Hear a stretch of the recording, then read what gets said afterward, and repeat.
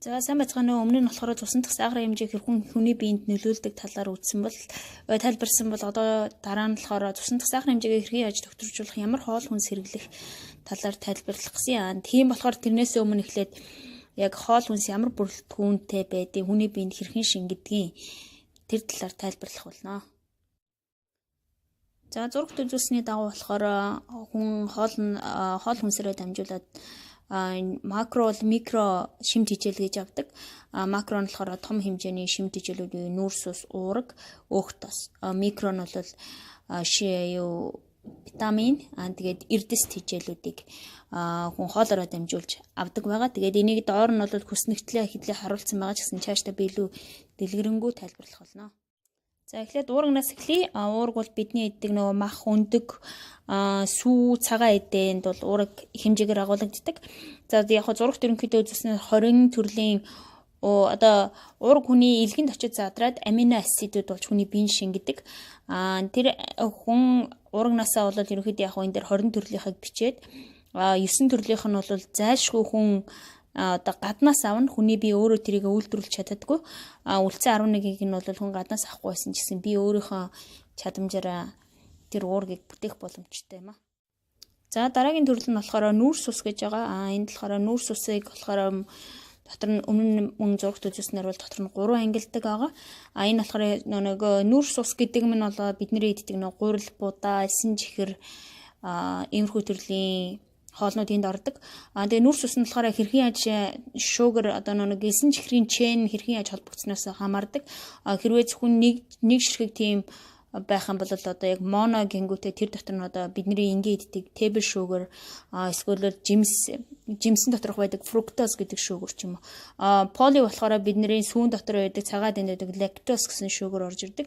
Тэрнээс их нь болохоор юу вэ гэхээр страчууд буюу одоо би яг энийг нь бол монголоор мэдэхгүй байна. Одоо нэг төмөс бүхэл үрийн гурил мөрөлч гэдэг юм уу те. Тэгээд дараа нь болохоор пайбрыг энд оруулсан байгаа. Яг тэгэхээр пайбрыг өөр одоо төрөлд оруулах боломжгүй. Пайбер нь бол ерөнхийдөө хоёр төрлөдөг. Нэг нь болохоор хүний биеийг шингэдэггүй гэж байгаа.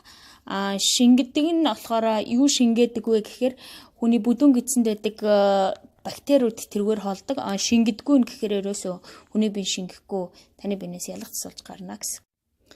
За дараачих нь болохоор орчин үеийн хүн болгоны айгүйх айдаг зүйл, идэхээс айдаг зүйлийн нь бол өөх тос юм а, фат буюу. За өөх тосыг бол дотор нь болохоор saturated, unsaturated гэж хоёр хувадаг. Тэр нь юугаар холбогдож ийн вэхээр мөн л тэр нэг чейн хэрхэн яаж холбогдсноос энэ бол нэг амар хими юм руу халтраад орчих. Тэгээд saturated гэдэг нь болохоор ерөнхийдөө амтны гарлын өөх тоснууд өрөөнд байж байхдаа ерөнхийдөө хатуу төлөвтэй байж байдаг. Бол unsaturated гэдэг нь болохоор өрөөний температур дахтаа тань ликвид шингэн маягтай байж байдаг. Одоо оливын тос эсвэл өөр одоо ямар ч тос байдаг лээ. Омега ч юм уу эсвэл наран цэцгийн тос ч юм уу гэх байх шиг. Тэгээд энэ зурагт үзүүлснээр бол unsaturated дотор болохоор монополи гэж хоёр. Моно гэдэг нь бол нэг чейнтэй, поли гэдэг нь бол хоёр. Тэгээд энэ polysaturated нь бол хүний бие заавал гаднаас авах ёстой. Энэ болохоор өөрөө хүн одоо мөн адилаар үүсгэж чаддаггүй. Тэрнээс омега 3, омега 6, 2 гэж одоо айгүйх хүмүүс айгүйх мэдэндээ. Тэгээд омега 3 нь болохоор ер нь загсны болон далайн гаралтай болол омега 6 нь одоо бидний байнгын иддэг наран цэцгийн тос болон бусад зүйлээс авчиж болно. Тэгээд хүн ер нь энэ юунууд нь болохоор өөх тос нь болохоор хүний биеийг шингэхдээ мөн өөрөөрийн fatty acid үүсгдэг. Тэр acid нь одоо хүний биед байгаа эсгээс хамаарат хүн үйлдвэрлэж чадах эсгэн л хамаарат. За дараагийн төрөл микро төрөл буюу витаминууд орж ирнэ. Витамин нь ерөнхийдөө хүний биед хоёр янзаар шингэдэг. Нэг нь болохоор усан дуусч хүний биеийг шингэдэг, тосон дуусч хүний биеийг шингэдэг. За усан дуусч хүний биеийг шингэдэг витаминууд нь айгүй энгийн ходоодоор яваад ч юм уу бүдүүн нарийн гэцэрээ хүний биеийг шингэж боломжтой. Энд бол С витамин болон Б-ийн төрлийн бүх витаминууд орж ирж байгаа. Энд болохоор янз бүрийн хэдийн нэртэй байгаа ч гэсэн энэ бол B1, B2, B3, B5, B6, B7, 9, 12 гэдэг витаминууд хүний биед байдаг. Тосон дуустдаг витаминууд нь болохоор A, D, E, K витаминууд байгаа. Тэгээд Ер нь бол усан тусдаг витаминууд нь бол хүний биенээс айгүй хурдан гадагшилчдаг учраас их хэмжээгээр хэрэглэсэн ч хүний биед нэг аюулгүй.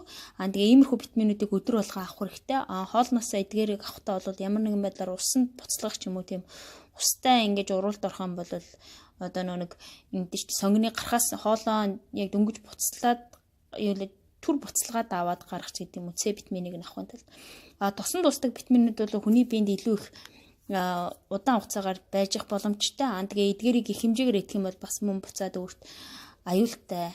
Одоо жишээ нь А витаминыг их хэмжээгээр бас авч болохгүй байна л илгэнд нь очиж токсик маягаар ч юм уу үлдэх боломжтой. Тийм болохоор их хэмжээгээр хэрэглэж. За дараачих нь болохоор эрдэсүүд буюу энийг нь макро микро гэж мөн хоёр янз хувааж байгаа. Макро нь бол угаасаа их хэмжээгээр хүний биед хэрэгтэй, микро нь бага хэмжээгээр.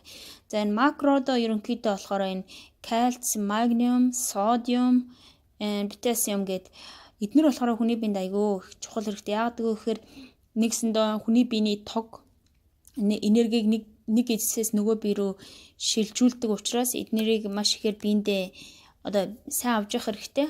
Тийм учраас одоо сод, кали хоёр бол хүний биед яг балансаа барьж байж явахгүй аль нэг нь одоо их давс идэд айлхаар калигаа бага хэрэглэх юм бол хүний биед бас явцдаа бол нэг сайн биш.